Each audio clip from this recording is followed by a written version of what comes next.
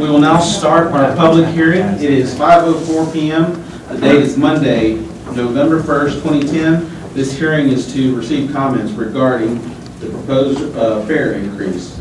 We will adhere to the 3-minute rule of public comment policy. Please state your name for the record. Thank you in advance for your input.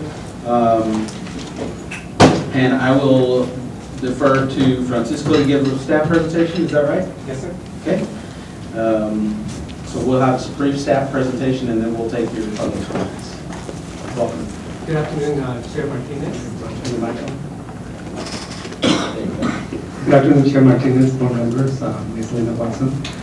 Francisco Ordaz, Director of Financial Planning. I will give you a brief presentation about what we're proposing.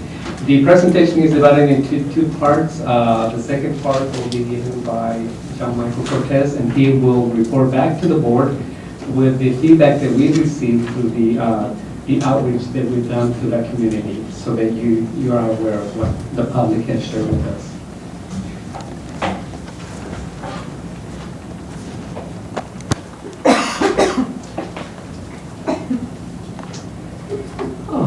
First of all, why are we doing what we're doing? What were we proposing these fare changes?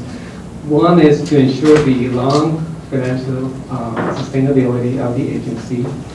It also comes as a recommendation from the Sunset Commission that we look at these issues. Second, also that we recognize that the users share some of the costs for providing services. And lastly, when we compare ourselves with peer agencies in the state of Texas and across the nation, our fares are lower. And that's also something that we need to consider as we move forward. This slide shows you how we compare with our peer agencies. The first 4 agencies you see on the slide include across Texas, and you'll see that in each category our fare is the lowest. If we compare ourselves with other agencies across the nation, which is the bottom portion of the slide, you will also notice that when we compare ourselves with them, our fares are lower in each individual category.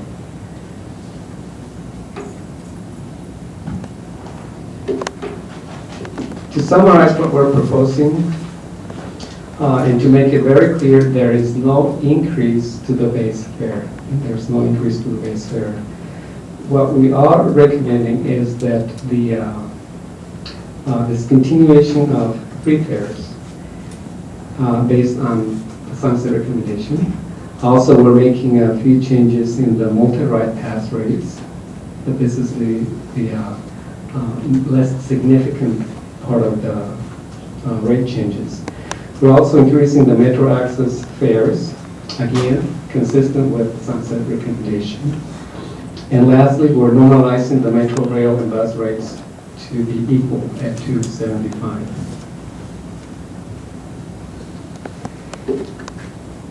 This is a visual representation of our current fare structure.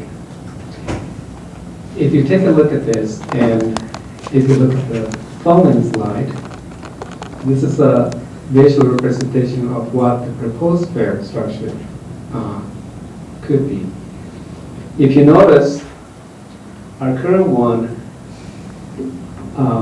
is rather complex when you compare it to the proposed structure.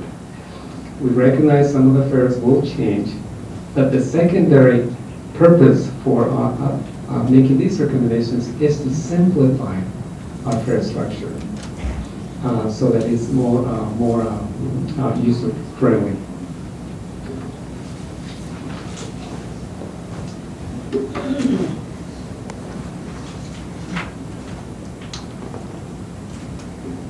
The second part of our presentation will be led by John Michael Cortez.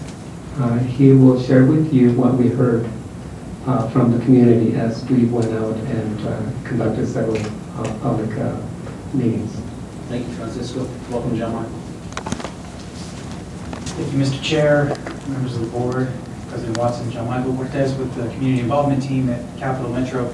And you'll see here on the screen some of the engagement activities that we conducted to get folks' input on the proposed fare increase and simplification. But what's not on here is that we've actually been talking about this potential restructuring of our fares for quite some time. It was actually, as the board well knows, a very significant part of the discussion around the development of our fiscal year 2011 budget process. We began outreach for that particular process way back in the summer, in June and July. And we had numerous community meetings around our service area, went to neighborhoods, community groups to talk about what our fares, how our fares ought to be structured within the context of a revenue source in developing our fiscal year 2011 budget. So that was the first time that we started to get input on this. And then after the budget was adopted, of course, the board did give us direction to take out this actual proposed fare increase and simplification as Mr. Ordaz just described. But specific to this portion of our outreach, we did have 4 public open houses in various parts of our service area. We did continue to experiment with our online meetings using our online web tool, and those were a lot of fun.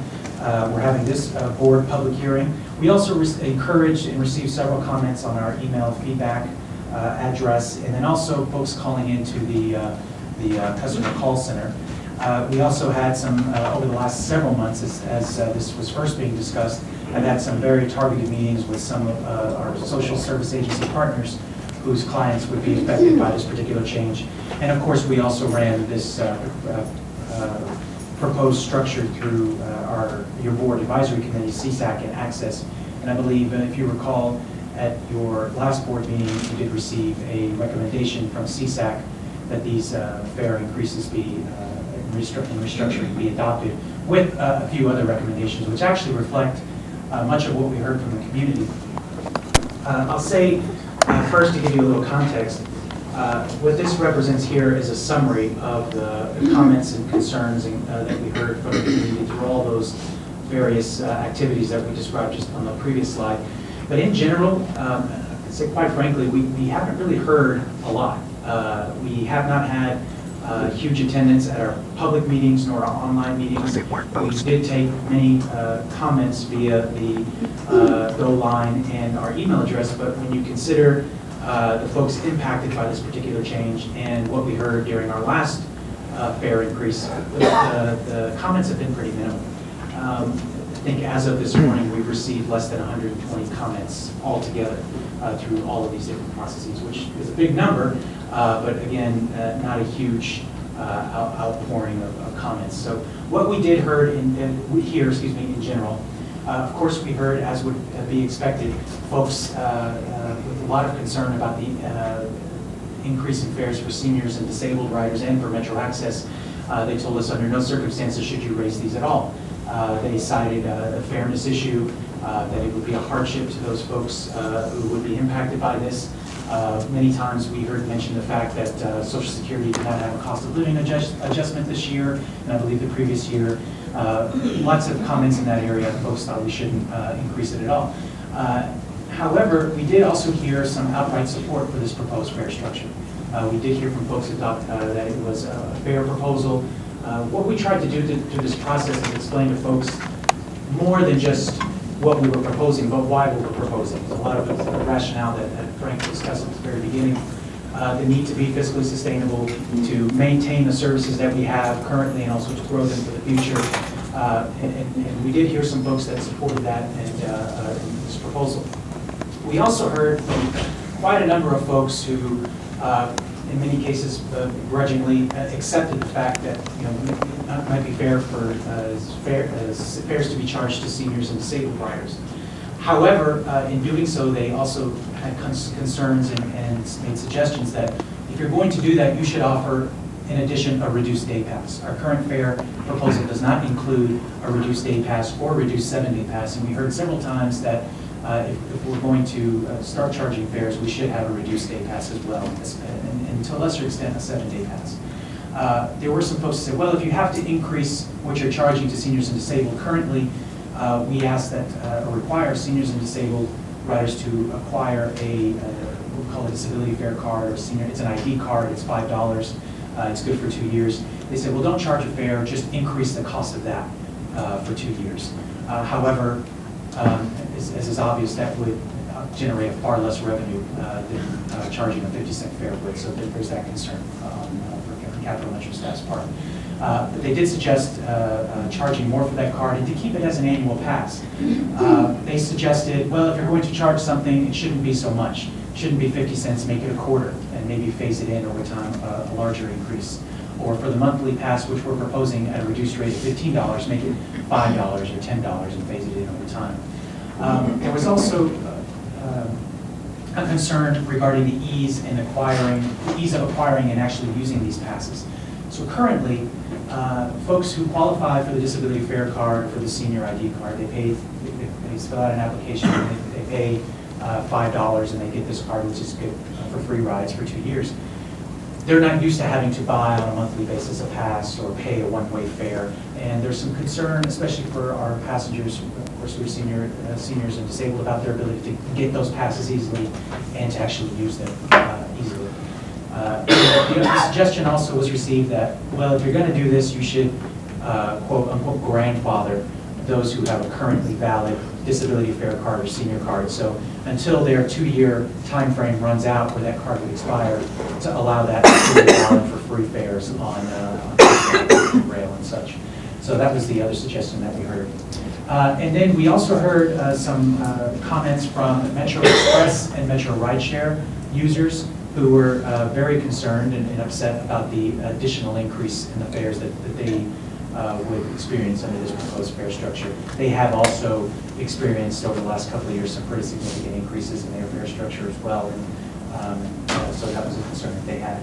But again, in general, we did not have so far an outpouring of comments or concerns on this particular proposal, and we did have several folks who supported the proposal exactly as is, and then a number of folks who said, okay, well, if you're going to have to start charging, they made some other suggestions about how we might implement that. And we will continue to take input and feedback through the remainder of the process as the board considers it. So the next steps for this particular proposal, on November the 9th, we will update the Finance and Audit Committee on where we are with this particular proposal. We will recommend approval of the proposal. It very well may be revised based on what we've heard so far, or what we hear this evening, or comments from the board. And we will recommend the approval of a fare structure to the board of directors on November the 10th. Assuming that the board does adopt some change in the fare structure, in November and December, our team, along with communications and marketing, will start to spread the word that this change will be coming into effect. Be out there at bus stops letting folks know, signage, passenger notices, everything we can do so that folks are not caught unaware of the change if it does come to pass for January 2011 when we would actually. And I believe Frank and I would be happy to take any questions. Any questions, board members? If not, then we will move right to our speakers who have signed up.